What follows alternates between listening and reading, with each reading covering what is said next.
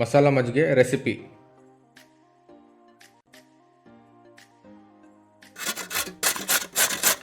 Carrot ತುರ್ಕೋಬೇಕು. Carrot, ಕೊತ್ತಂಬರಿ, ಹಸಿಮೆಣಸಿಕಾಯಿ, ಈರುಳ್ಳಿ, ಮೊಸರು.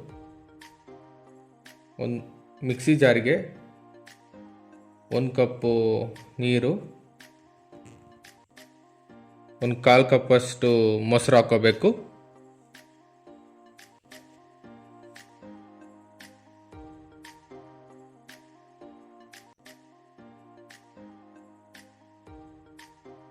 ಈರುಳ್ಳಿ,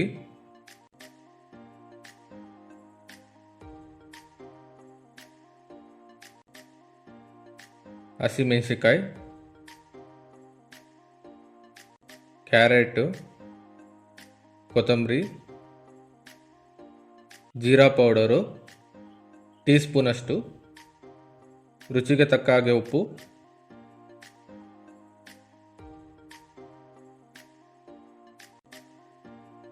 ಒಂದು, 2, 3, 4